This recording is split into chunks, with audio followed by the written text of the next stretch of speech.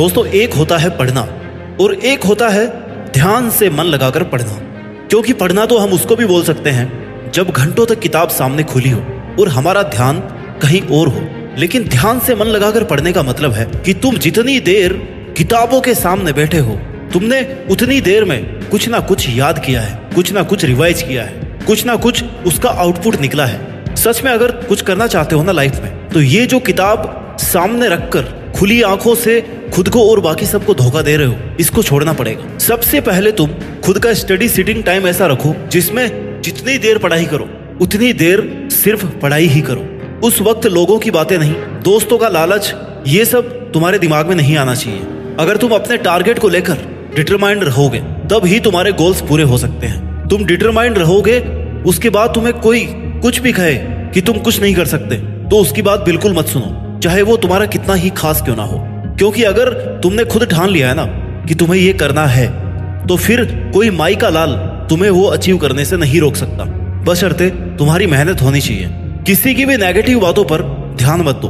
तुम्हारा काम है लगातार पढ़ाई करना, अपने गोल्स के लिए, अपने करियर के लिए, अपने फ्यूचर के लिए, बस उसके लिए मेहनत करते रहो। जिस दिन मन हारने लगे ना, उस दिन अपने आप से पूछना कि तुमने स्टार्ट क्यों किया था। अगर तुम्हारा कोई सपना है ना, तो उसे पूरा करने के लिए अपनी पूरी जी जान लगा दो। जो लोग खुद कुछ नहीं कर पाते ना, वो दूसरों को नीचे गिराने की कोशिश करते हैं, क्योंकि उन्होंने कभी स्ट्रगल नहीं देखा। जिन्होंने संघर्ष देखा है और किया है, वो कभी भी तुम्हें कोई नेगेटिव कमेंट नहीं देंगे। तुम्हारे दिमाग में बस इतना ही होना चाहिए कि जो चाहिए उसके लिए मेहनत करो, हासिल करो उसको, बस बात खत्म। इधर उधर की कोई बातों पर तुम्हारा ध्यान नहीं जाना चाहिए। किसी भी एग्जाम में टॉप रैंकर बनना कोई इम्पॉसिबल टास्क नहीं है, बस हमारी कोशिश ही ऐसी नहीं होती कि हम टॉपर बने। इसलिए लगातार बिना रुके थके अपने टारगेट को बिना भूले अगर मेहनत करनी है, खुद का एक रूटीन सेट करना पड़ेगा, खुद को एक टाइम टेबल में बांधना पड़ेगा, खुद को डिसिप्लिन रखना पड़ेगा। उसमें सबसे पहला काम है, तुम जहां पढ़ रहे हो वो जगह पढ़ाई के लिए सूटेबल हो। आपकी पढ़ाई आपकी सराउंडिंग पे डिपेंड करती है, इसलिए सही जगह का, सही डायरेक्शन का होना बहुत जरूरी है। पढ़ने के लिए अच्छे एनवायरनमेंट का होना बहुत जरूरी है। और अगर तुम अपनी पढ़ाई बहुत भीड़ भाड़ वाली जगह, शोर शराबे वाली जगह कर रहे हो ना, तो आपका ध्यान डाइवर्ट होना एक नॉर्मल बात है। इसलिए जिस टेबल चेयर पर आप बैठ करके पढ़ाई करते हैं, वहां सिर्फ और सिर्फ आपकी किताबें और सामने की दीवार पर लिखा हुआ आपका टारगेट होना चाहिए, जिससे तुम उसे भूल ना पाओ। क्योंकि हमारा माइंड हमें बहुत जल्दी कंफर्ट जोन में डाल देता है। वो तुम्हें ये भी कहेगा कि भाई सो के पढ़ ले, बेड पे चल के पढ़ ले, कंबल ओढ़ के पढ़ ले। लेकिन तुम्हें अपने आप को इस चीज के लिए प्रिपेयर करना है कि अगर मैं इस जगह से हट के दूसरी जगह बैठ करके पढ़ूंगा ना, तो मैं सिर्फ किताब खोल के बैठा रहूंगा, टाइम वेस्ट करूंगा। खुद को हार्ड वर्क के लिए प्रिपेयर करो। खुद को जब थोड़ा बहुत कष्ट मिलेगा ना, तो ही पढ़ाई हो पाएगी। आराम में तो आराम ही आराम है बस। दूसरी बात, अब आप पढ़ाई करते तो बैठ गए हो, नेक्स्ट जो बात है ना, वो ये है कि तुम्हारे पास पूरे दिन का, पूरे महीने का, पूरे साल का टारगेट होना चाहिए। उसका एक शेड्यूल होना चाहिए। तुम्हारे पास टाइम टेबल होना चाहिए कि तुम्हें कितने दिन में क्या कवर करना है। जब तक तुम्हारे पास टाइम टेबल नहीं होगा, तब तक तुम्हारे माइंड को पता नहीं पड़ेगा कि वो यहाँ टेबल चेयर पे क्यों बैठा हुआ है। इसलिए एक सही एनवायरनमेंट के बाद एक अच्छा और सही टाइम टेबल होना बहुत जरूरी है। टाइम टेबल ऐसा ना हो कि वो आपको स्ट्रेस में डाल दे। टाइम टेबल ऐसा हो कि आपकी बॉडी, आपका माइंड आराम से उसे कवर कर सके। बोझ मत डालना अपने माइंड पर, क्योंकि बोझ से, स्ट्रेस से चीजें फट जाती है, दब जाती है, तो वो आउटपुट नहीं आ पाता जो आपकी असली पावर है। इसलिए इजी वे में अपना टाइम टेबल बनाकर खुद को छोटे छोटे टारगेट्स दो, जिससे कंटिन्यूटी बनी रहेगी। कंटिन्यूटी का होना बहुत जरूरी है। एक बार छूट गया तो बस पीछे छूट गया, फिर दोबारा जीरो से शुरू करना बहुत मुश्किल होगा। बात नंबर 3, एनालिसिस। टाइम टेबल के बाद, टू डू लिस्ट के बाद तुम्हें हर दिन ये एनालिसिस करना है कि तुमने जैसा टाइम टेबल बनाया था उसके हिसाब से कितना काम किया है, उसकी लिमिट से बाहर कितना काम किया है। जैसे तुम्हें 1 घंटे की स्टडी पे 15 मिनट का ब्रेक चाहिए था और तुमने 1 घंटे की स्टडी पे 1 घंटे का ब्रेक ले लिया, तो जिस वजह से आपने 1 घंटे का ब्रेक लिया है, उस कमजोरी को दूर करने की कोशिश करो। वो आपका मोबाइल फोन हो सकता है, आपकी नींद हो सकती है, आपके दोस्त हो सकते हैं। क्योंकि ये 1 घंटा खाने वाले लोग कब तुम्हारे महीने और साल खा जाएंगे तुम्हें पता भी नहीं चलेगा। इसलिए डाइवर्जेंस को खुद से दूर रखो। जो लोग तुम्हें डिस्ट्रैक्ट कर रहे हैं ना, डिस्टर्ब कर रहे हैं, जिन चीजों से तुम्हारा पढ़ाई का माहौल हट रहा है, उन चीजों से खुद को दूर रखो। पूरे डेली एनालिसिस करो, आज कितना टाइम किस चीज को एक्स्ट्रा दे दिया जो नहीं देना चाहिए था। बात नंबर 4, बी डिसिप्लिन। आपको जिंदगी में यह चुनाव करना है कि आप अनुशासन की कीमत चुकाएंगे या अफसोस की। क्योंकि अगर तुम्हें लंबे समय तक मेहनत करनी है ना, तो अपनी लाइफ में डिसिप्लिन का होना बहुत जरूरी है। डिसिप्लिन आपका रूटीन फिक्स रखता है, आपके माइंड को भटकने नहीं देता।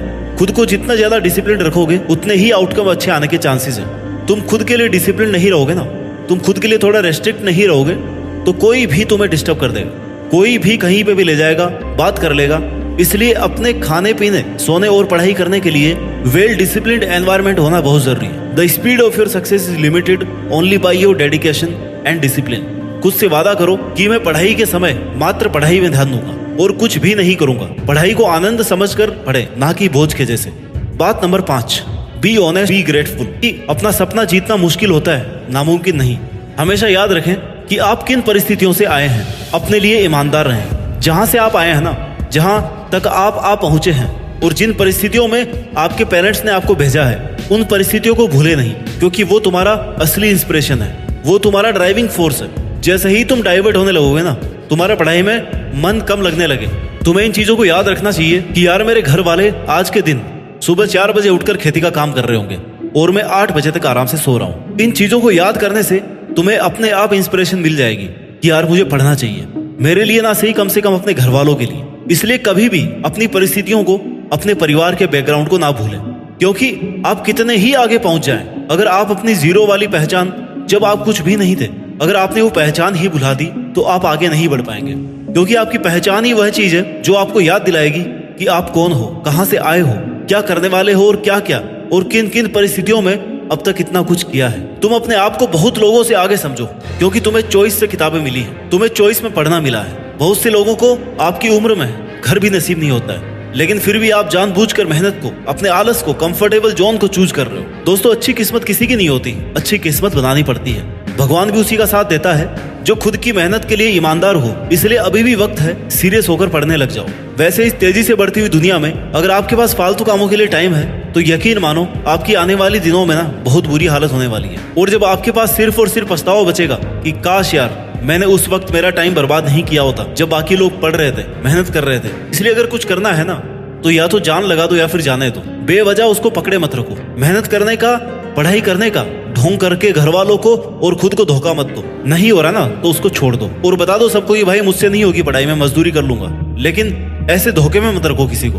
There is no substitute and no shortcut for hard work. भाई मेहनत तो करनी पड़ेगी, वो भी स्टेप बाय स्टेप। मुझे नहीं पता अभी कि किसके पास कितना टाइम बचा हुआ है और साल भर किसने कितना कुछ कर लिया है, कौन कितना पानी में है। मुझे बस इतना पता है कि अगर आज से, अभी से शुरू करते हैं ना, तो तुम वो अचीव कर सकते हो जो तुमने सोचा है। आपके पास जो टाइम बचा है उसमें अपना फिक्स टाइम टेबल बनाकर अपना 100% देने की कोशिश करो और मन लगाकर उन बचे हुए दिनों में वो करके दिखाओ जो आपके पेरेंट्स ने आपसे उम्मीद लगा रखी है। अपना कंफर्ट जोन छोड़कर आराम, मस्ती, मौज से दूर हटके, सोशल मीडिया से दूर रह के अपनी और किताबों की दुनिया में ऐसे खो जाओ जैसे आपके और किताबों के अलावा आपके जीवन में कोई और नहीं है। अगर आप पढ़ाई कर रहे हैं ना तो आपके दोस्त सिर्फ और सिर्फ किताबें हो सकती हैं, बाकी सब झूठ है, फरेब है। ये सब लोग जो तुम्हें आज कह रहे होंगे ना कि हमारे पास तुम्हारे जैसा कोई दोस्त नहीं है, ये वही लोग हैं जो कल तुम्हें छोड़कर चले जाएंगे। इनके होने और नहीं होने से फर्क नहीं पड़ता, लेकिन अगर तुमने किताबों का साथ छोड़ दिया तो तुम कहीं के नहीं रहोगे। इसलिए जो जरूरी है ना उस पर फोकस करो